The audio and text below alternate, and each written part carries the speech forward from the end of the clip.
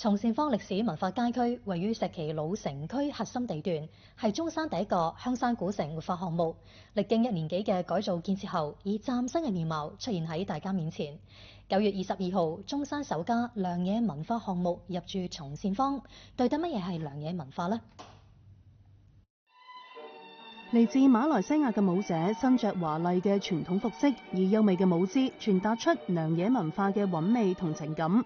著名嘅珠繡同手工串珠係良野文化嘅重要組成部分，代表住良野族群嘅精湛技藝。中華情節同南洋風味相結合嘅良野菜，唔單止係獨具特色嘅南洋美食，更加係見證咗華人喺馬來西亞嘅歷史同傳承。嚟自馬來西亞檳城嘅南城行餐廳，帶住濃郁嘅良野文化，第一次喺中山舉辦文化活動，為松善坊歷史文化街區注入咗異國風情。馬來西亞駐廣州領事館總領事蘇拉雅、馬來西亞檳城巴巴良野博物館館長唐寶瓊等嘉賓一齊開啟咗呢次獨特嘅活動。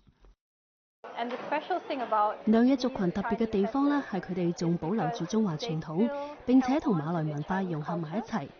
你可以睇到喺呢度，除咗良野美食之外，從服裝到整體嘅佈置都好吸引人，可以帶俾中山市民美好嘅體驗。我相信呢個可以促進兩國更多嘅合作。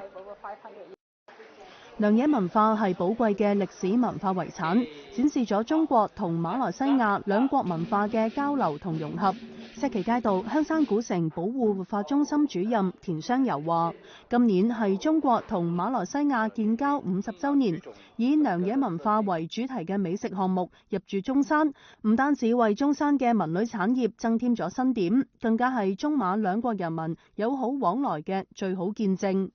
就像要愛護自己的孩子一樣，愛護這些老建築、老房子，愛護這些老街區。松善坊呢，我們希望是繼續深度的挖掘它的文化底蘊，必將成為一個網紅的打卡點，也是我們中山在地文化的一個歷史小名片。